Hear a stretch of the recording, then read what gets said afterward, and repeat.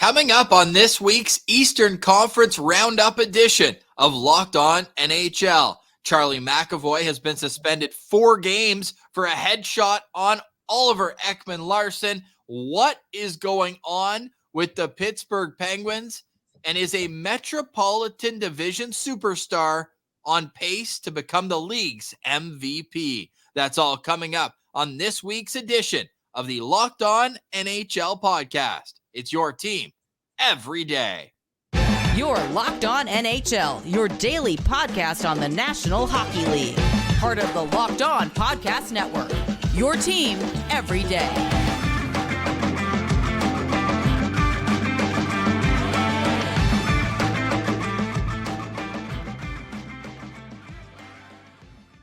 Welcome to Locked On NHL, your team every day. Each day we have different experts on the biggest stories. Make sure you like and subscribe to see all of the great content from our friends here at the Locked On NHL podcast channel.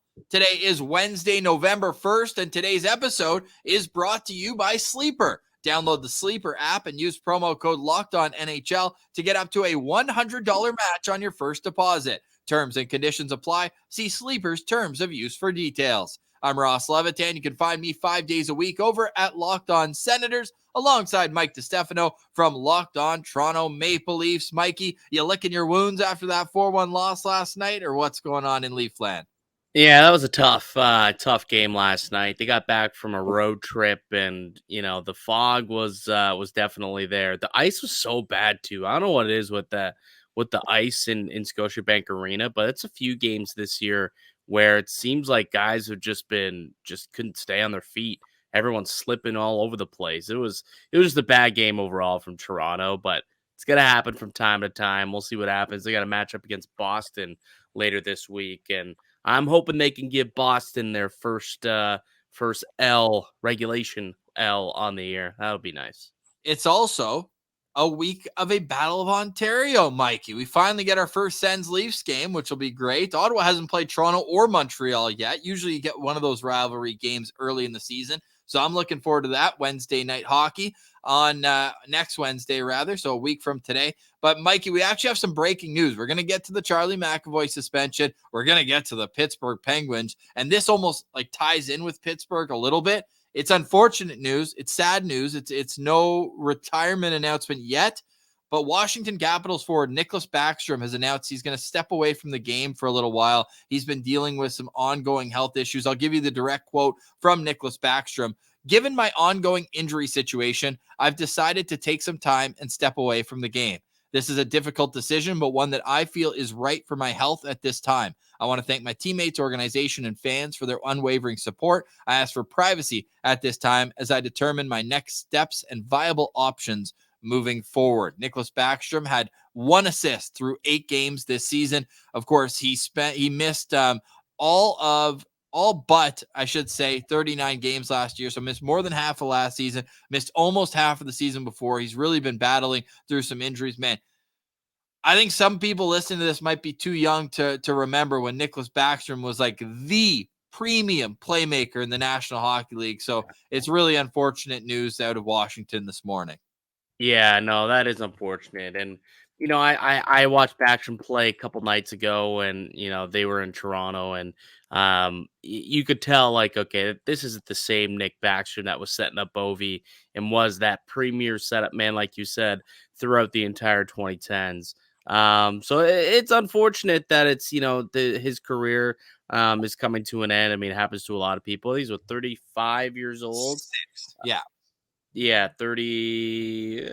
He'll be 36 in November. Yeah, he'll be 36 later this month. But he had a great career, man. Like, we're talking about a guy who scored over 1,000 points, ended up winning that Stanley Cup with Washington, and has always been Ovi's right-hand man. So it's unfortunate that injuries caught up to him, and really kind of the last 2 years he hasn't been able to be himself, hasn't looked himself.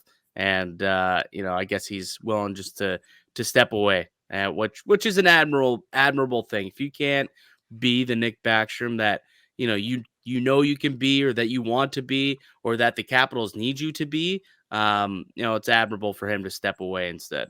And it was a hip injury that he's been dealing with over the last little while. He had a surgically repaired left hip at the start of last season. So tried to give it a shot. He got to the 1,100 game mark milestone this year. He's played 8 games. He's at 1,105 games for his career. Now, the president of hockey operations and general manager, Brian McLennan, with the Washington Capitals, say they're going to support him through this entire process, taking a leave of absence, and he's determined to get back to full health. So maybe this isn't the end of the road for Nick Backstrom's career, but if it is, what a run. Over 100 points in his third year in the league, and just was the perfect setup man for Alex Ovechkin. So we'll keep monitoring that situation. Of note, though, just because you're taking a leave of absence doesn't mean your contract's off the books. Nick Backstrom has a $9.2 million cap hit this year and next year. So we'll keep our eye on that. The Washington Capitals, though, and their fans, credit to them, Dan Holme with Locked On Capitals, like they looked dead in the water after their loss to Ottawa 6-1. Since then, they've won 3 in a row. They're starting to look like getting it together. Yeah, Ovi finally getting a couple of goals here, and I think the first one came in Toronto too. The power play finally getting some goals, so they look like they might be able to compete a little bit here and there. And I still don't know if it's a playoff team or what they are really. I'm going to need to see a little bit more good from them. Obviously, losing Nick Backstrom is gonna be tough, but it will open up some cap space if they want to make a deal. I know that there is a big time centerman that might be available out west, apparently. If they do want to try and compete this year, try and give Ovechkin something to work with out there. So it'll be interesting to see what ends up happening with the Washington Capitals this year. They're kind of a team that's in a weird spot right now. Mikey, Alex Ovechkin is in his 19th year. Right now, he has 2 goals, 6 assists for 8 points. My trivia question to you, out of the 18 seasons that Alex Ovechkin has played in the NHL, how many years has he had more assists than goals? Oh, I'm going to go with twice. 4 times. Wow. Out of 18 seasons. And one of them was his rookie year where he scored 52 goals but had 54 assists. And one of the other years as well, he still put up, what was it? He had 50 goals but 59 assists. But just an incredible player, and good to see him, chipping away. I'm starting to doubt that he's going to catch Wayne Gretzky, but I hope he does. Are you? For the sake of us being able to say we got to see the no questions asked greatest goal scorer of all time. He is exactly 70 goals away, Mike. He's 38 years old. 70 goals. He's 38 years old. I don't think it's a slam dunk. I don't know, man. I think that he'll play until it happens, and they'll let him play until it happens. Like, I think if it has to take 3 more years to do, 4 years to do even, like, I think that this is a record that Ovi wants to break. And I think that, like, the Ted Leonsis wants that broken as well. Like, the owner, like, he would love for Ovi to break this as a Capital. So if he can continue to give this guy a contract and Ovi willingly come to play, I think that this is one that eventually will become Ovi's record. I hope so. The Washington Capitals, as we mentioned, winners of a few games in a row. It's too early to look at the standings. We'll be doing that in the next couple of weeks, though, as we approach that mythical time of U.S. Thanksgiving, where if you're in a playoff spot, chances are you're going to make playoffs. But right now, the Washington Capitals, I mentioned 3 wins in a row. They're 4-3-1 on the season.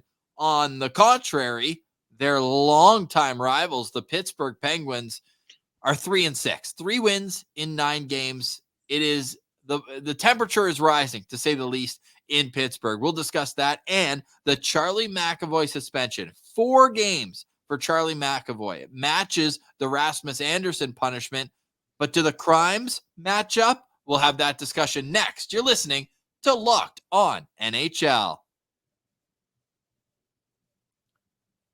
Today's episode is brought to you by Indeed. Indeed is the hiring platform where you can attract, interview, and hire all in one place. Don't spend hours on multiple job sites looking for candidates for the right skills when you can do it all with Indeed. Find top talent fast with Indeed's suite of powerful hiring tools like Indeed Instant Match, assessments, and virtual interviews. Hate waiting? Indeed's U.S. data shows over 80% of employers find quality candidates whose resumes on Indeed match their job description the moment they sponsor a job. With Instant Match, as soon as you sponsor, you get a short list of quality candidates whose resumes on Indeed match your job description, and you can invite them to apply right away. Join the over 3 million businesses worldwide using Indeed to hire great talent fast. Indeed knows when you're growing your business, you have to make every dollar count. That's why with Indeed, you only pay for quality applications that match your must-have job requirements. Visit Indeed.com/lockedon to start hiring now. Just go to Indeed.com/lockedon. That's Indeed.com/lockedon. Terms and conditions apply. Cost per application pricing not available for everyone. Need to hire? You need Indeed. Welcome back, Locked On NHL. I'm Ross Levitan alongside Mike DiStefano. A reminder to make Locked On your first listen each and every day. We have local experts on the biggest stories. I say it all the time, Mikey. My favorite thing to do is to check out the opposition channel when the Senators are about to play another team. What's the latest in that land amongst that team? And I know that each local expert is going to be dialed in. So go make sure everybody is following along with that. Mike, what the heck is going on with the Pittsburgh Penguins? It's not good, eh? As Phil Kessel once said. Yeah, like this is a team that, again, coming into the year, you weren't exactly sure what they were going to be, right? Like this is a squad that last year just narrowly missed out on the playoffs, and then they went and they made a lot of additions. Like they like Kyle Dubas came in to be the new GM and kind of gave them a little bit of a lipstick and thought to themselves, all right, we're back in it, right? They added a bunch of guys for agency, and then they made the big trade to bring in Erik Karlsson, and that was expected to be, enough to give this team what they need to move forward and put themselves back into playoff position. But that hasn't really worked out so far. They're just 3-6 on the year. They're a -3 goal differential so far on the season.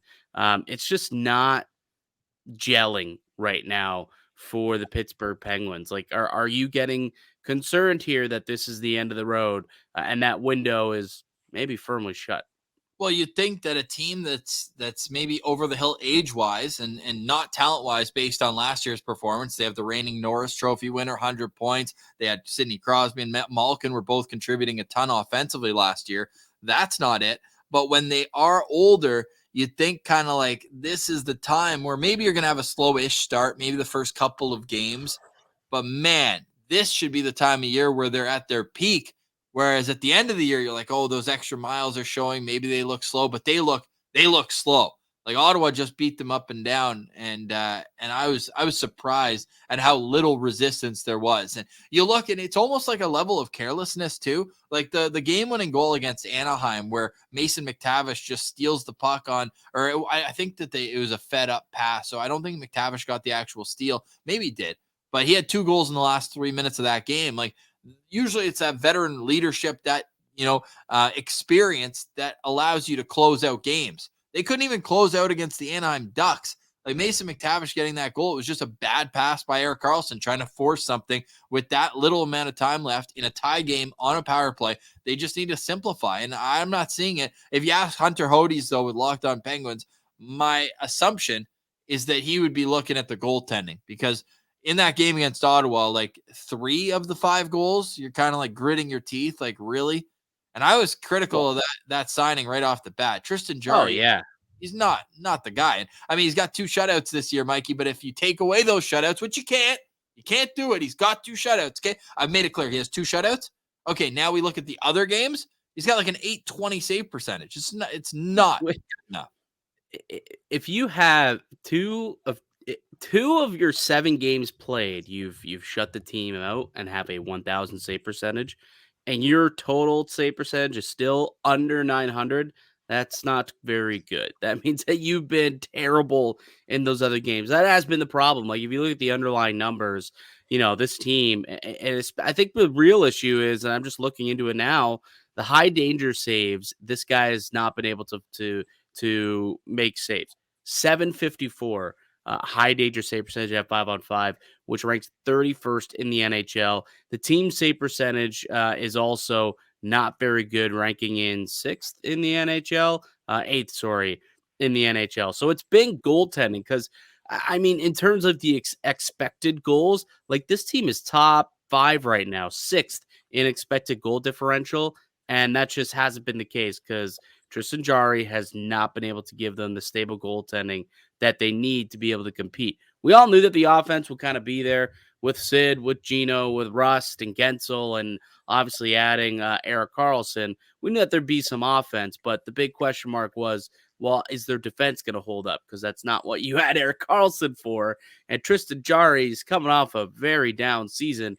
And yeah, we both kind of scratched our head when we saw, that contract come down on free agency and they decided to roll it back with Jarry. And it's like, really? I don't think he's the guy. And I mean, we're pretty young into the season still. I mean, it's only November 1st, but man, that's the goaltending once again does seem like it's going to be the Achilles heel here. And that's like the last thing that any of these talented players want to hear, right? Because they're trying to get one last kick at a Stanley Cup run, and you need good goaltending. It really kind of feels like they were let down thinking that he could be a guy who gets you over the hump. It almost feels like it kind of gave me the same vibes as when Ottawa gave Matt Murray that contract. And ironically, it was Pittsburgh that realized that Matt Murray just didn't have it anymore and that they needed to move on. But then Ottawa was looking at his past production and saying, we're going to give you not only a lot of money, but a lot of term. And Tristan Jarry's in the first year, what, a 5-year contract? Like, but Ross, who took Matt Murray from Ottawa? The Leafs. Kyle Dubas. Kyle Dubas. So there's the link there, pal. Loyalty. Kyle Dubas... Well, but does Kyle Dubas have a blind eye when it comes to evaluating goaltending talent? Like, is that something that's, because Jack Campbell, he brought in and Jack Campbell's good for a little bit, but then he wasn't, right? Like he was the worst goalie in hockey in the back half of that season where he was slotted to be the Leafs number 1 guy. Freddie Anderson was brought in before Kyle Dubas. So he wasn't a Dubas guy. Anderson was brought in. I think Louis Lamoriello would have been the GM still when Anderson was brought in. So, the 2 goalies that were brought in by Dubas, I guess Samsonov actually turned out to be pretty decent. But, Matt Murray was a splashy signing. And then, the trade was made for Jack Campbell. Not great. Not great goaltending out of those guys. So maybe that's the situation there with Doobie. He's got to get himself some, some goalie eyes there. Maybe you should get hired, Ross. You've got the goalie eyes. Watch the feet, right? Just watch the feet. Watch the feet and make sure you keep your eye on the puck. No rebounds, Mikey. No rebounds. But the Penguins are going to have to rebound because they actually won 2 of their first 3 games. So they're on a 1-5 stretch right now where they have a -8 goal differential in those 6 games, which means they're only losing by a couple goals each time.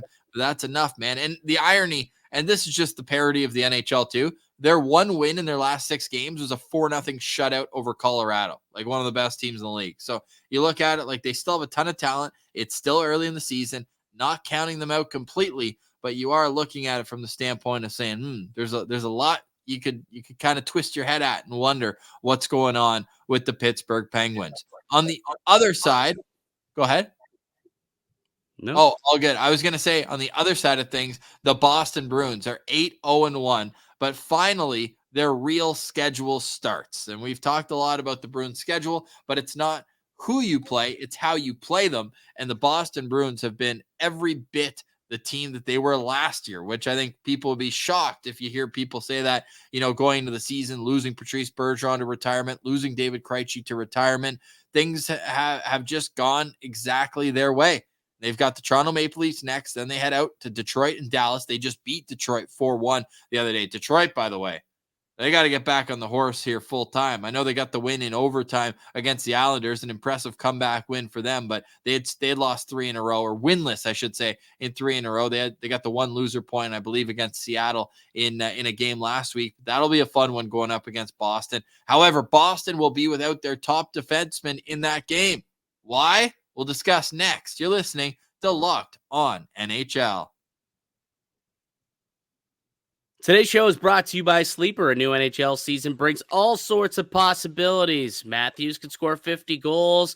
You could see the Bruins hoist the Stanley Cup, and you could win big by playing daily fantasy hockey on Sleeper, the official daily fantasy app of the Locked On NHL Network. Sleeper is our number one choice for daily fantasy sports, and especially daily fantasy hockey, because with Sleeper, you can win 100 times your cash in daily fantasy hockey contests. All you have to do is pick one of the studs like McKinnon, Crosby, Ovechkin, McDavid, any of those guys to record more or less than their sleeper projections for things like goals, assists, saves, plus, minus, and more in any given game. To win a 100 times your bet on Sleeper, you need to correctly predict the outcome of 8 player stats. You heard me, NHL fans. You can win 100 times your money playing daily fantasy hockey with Sleeper. So start paying attention and nail your picks so you can start winning big. Use promo code LOCKEDONNHL and you'll get up to $100 match on your first deposit. Terms and conditions apply. That's code LOCKEDONNHL. See Sleeper's terms of use and details for details and locational availability.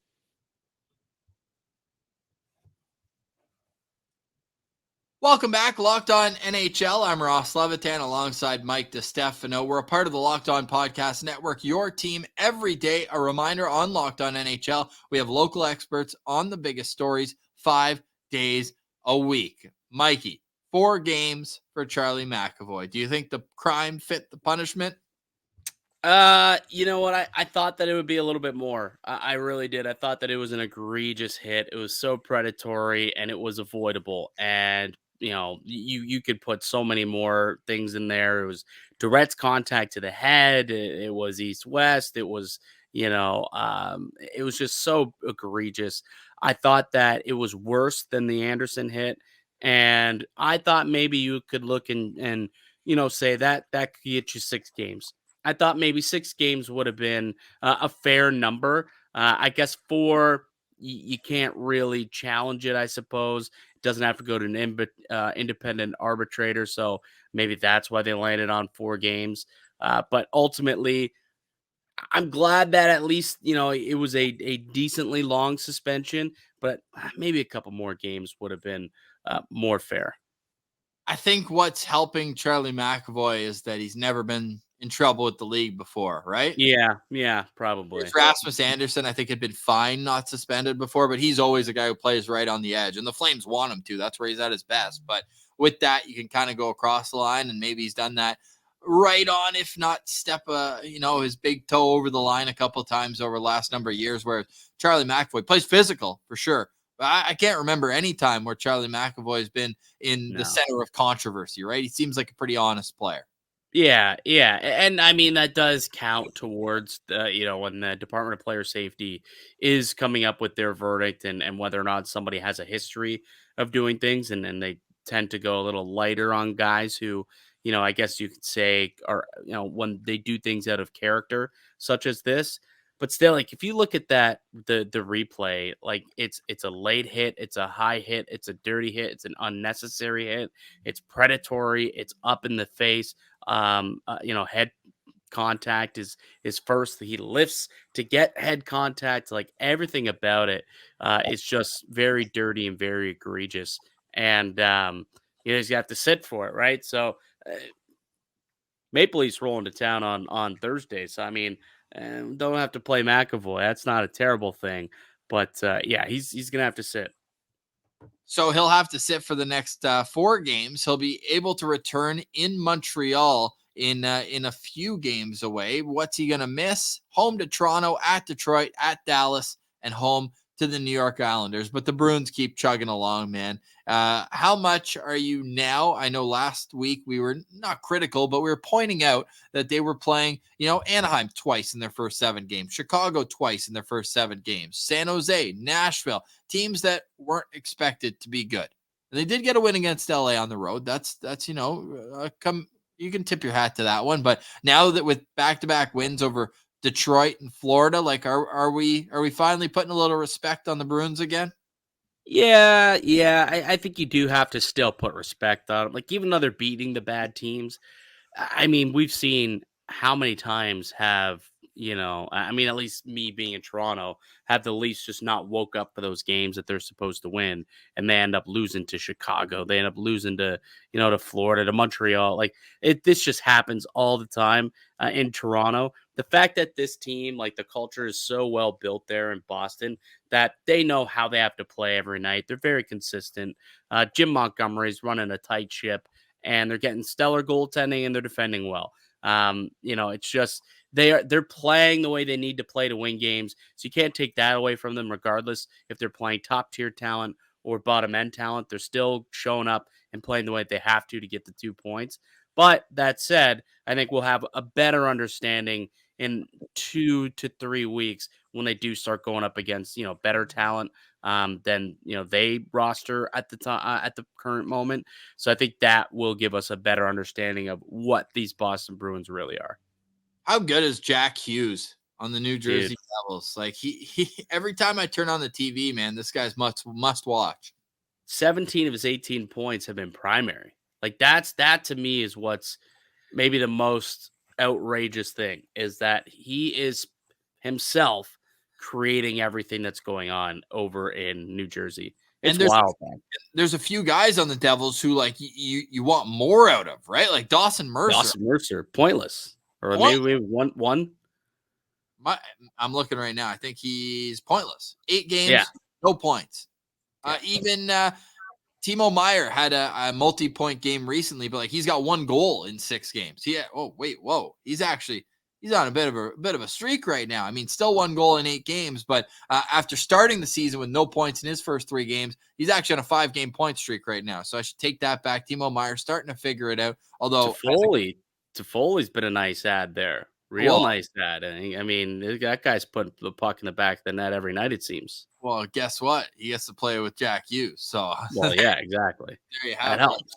How realistic do you think it is Jack Hughes MVP of this league? How realistic do I think it is? I mean, if I had to submit my vote right now, the name I'm writing down is Jack Hughes. So very realistic. I mean, sure, the injury to Connor McDavid with him missing a week of hockey there, and Jack Hughes taking over the league in that week definitely has something to do with it.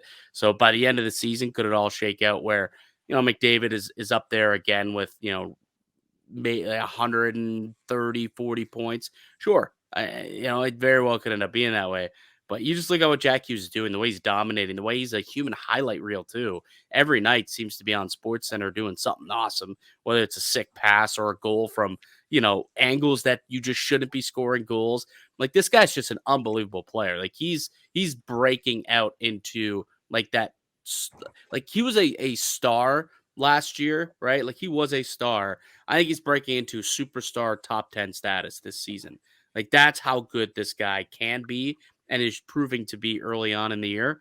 So I don't think it's far-fetched at all. I think he's number 2 on FanDuel for MVP right now. So, I mean, there seems to be a lot of people who think that this guy could potentially be it. And man, number 2 is pretty solid. It's super impressive. And he's just continuing to get better. I think people are quick to forget he's only 22 years old. He still has more development to get, and that Devils team is sick. Well, sneak peek. So, I as you know, and some of the listeners, I recently took a position with the Hockey News doing some writing there for Hockey Cards. Sneak peek. One of the pieces I'm putting out today is like the rise of Jack Hughes, and his hockey card market is up 50%, 49% to be exact, 49% since the start of the season, because of how well that he's been playing.